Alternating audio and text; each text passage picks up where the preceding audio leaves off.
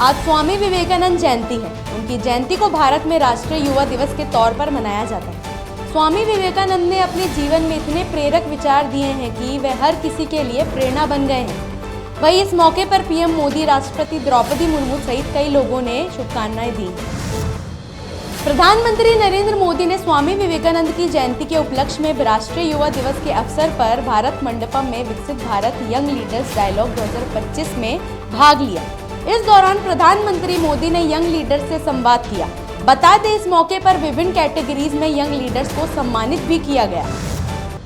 दिल्ली के मुख्यमंत्री आतिशी ने विधानसभा चुनाव लड़ने के लिए क्राउड फंडिंग कैंपेन की शुरुआत की है। उन्होंने चुनाव के लिए दिल्ली की जनता से मदद मांगी है। आतिशी ने कहा है कि चुनाव लड़ने के लिए मुझे पैसों की जरूरत है। चुनाव लड़ने के लिए मुझे 40 लाख रुपए चाहिए। मेरे क्राउड फंडिंग अभियान का समर्थन करें। आतिशी ने कहा कि हम उद्योगपति से चंदा नहीं लेंगे, हम जनता के चंदे से चुनाव लड़ेंगे। इसरो का स्पीडएक्स मिशन के तहत भारत पहली बार अंतरिक्ष में 2 उपग्रहों की डॉकिंग के बेहद करीब पहुंचने के बाद फिर से दूर हो गए हैं। इसरो की तरफ से जारी अपडेट के अनुसार 15 मीटर और फिर 3 मीटर तक पहुंचने का ट्रायल किया गया। इसके बाद अंतरिक्षयानों को सुरक्षित दूरी पर वापस ले जाया गया। डेटा का आगे एनालिसिस करने के बाद की डॉकिंग की आगे की प्रक्रिया की जाएगी। स्वामी विवेकानंद की 163वीं जयंती पर सामूहिक सूर्य नमस्कार कार्यक्रम में एमपी के सीएम मोहन यादव शामिल हुए। इस मौके पर सीएम मोहन यादव ने कहा कि मुझे खुशी है कि हमारी सरकार ने आज से युवा शक्ति मिशन शुरू किया है। इसके पीछे सोच ये है कि अगर युवा सक्षम, स्वस्थ और शिक्षित हैं तो निश्चित ही स्वामी विवेकानंद की भविष्यवाणी सच होगी कि 21वीं सदी भारत की होगी। पूर्व केंद्रीय मंत्री और कांग्रेस नेता मणिशंकर अय्यर ने बांग्लादेशी की पूर्व प्रधानमंत्री शेख हसीना को लेकर एक बयान दिया है। उन्होंने कहा है कि वह भारत में जब तक रहना चाहे उनको तब तक रहने की इजाजत दी जाए। मुझे लगता है कि जब तक वो चाहे हमें उनकी मेजबानी करनी चाहिए, भले ही वो पूरा जीवन भारत में रहना चाहे।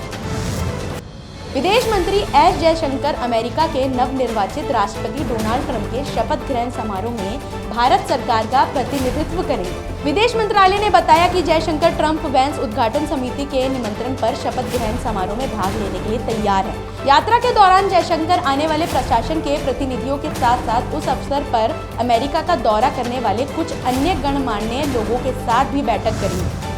बीपीएससी की 70वीं परीक्षा को रद्द करने की मांग को लेकर पूर्णिया सांसद पप्पू यादव ने बिहार बंद का ऐलान किया। इसके साथ ही पप्पू यादव भी प्रदर्शनकारियों के साथ प्रोटेस्ट में शामिल हुए।